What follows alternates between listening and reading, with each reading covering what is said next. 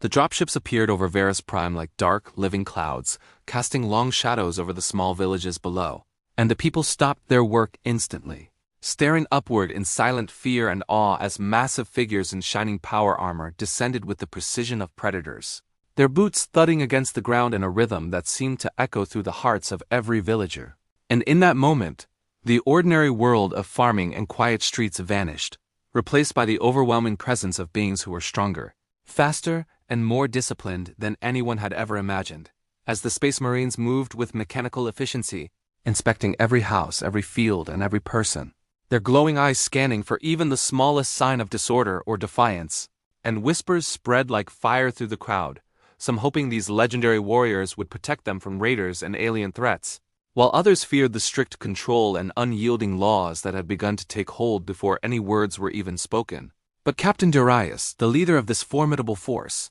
knew that his duty was not to comfort but to enforce the will of the Imperium. And he watched silently as families huddled together, wondering how they could survive under the gaze of such relentless power. And when he finally spoke, his voice, though calm and measured, carried a weight that left no room for debate, demanding that all resources be gathered, all movements accounted for, and all civilians remain under strict supervision, while scouts moved through the streets like shadows, ensuring that orders were followed without question, and the villagers, hearts pounding in their chests, realized that their lives would never be the same, that survival meant obedience, and that hope, fragile as it was, depended entirely on the mercy or indifference of these almost mythic warriors who had come to rule over them, their presence both terrifying and strangely awe-inspiring. A force of judgment and protection intertwined, and as the first night fell over Varus Prime, with the twin moons casting pale light over the tense, silent streets, the people could feel that the story of their planet had changed forever,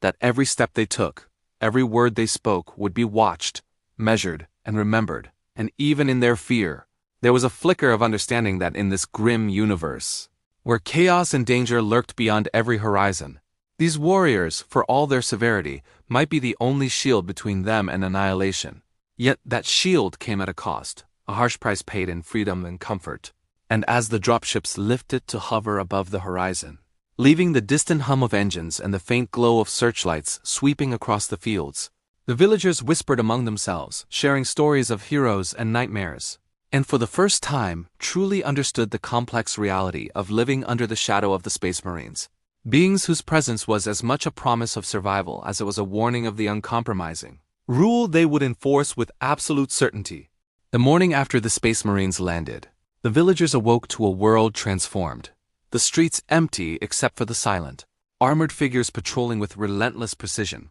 their boots striking the ground like drums of judgment, and families moved cautiously, whispering instructions to children as if speaking too loudly might summon the wrath of the superhuman warriors. While fields that once belonged to generations of farmers were now divided into sections marked for inspection, and every tool, every crate, every basket of food seemed to be catalogued and controlled, as if the land itself belonged not to those who worked it, but to the power that had descended from the sky. And yet life did not stop, because survival demanded motion, and the villagers, hearts tight with fear, began to follow orders, learning quickly that even a moment's hesitation could draw a sharp look from a Marine. Or worse, a cold, silent approach that reminded them of the consequences of disobedience. And though the presence of these warriors was terrifying, it was also strangely protective, for rumors had spread that raiders from the outer systems had been sighted nearby, and the villagers realized that the very beings they feared might also be the ones keeping death at bay.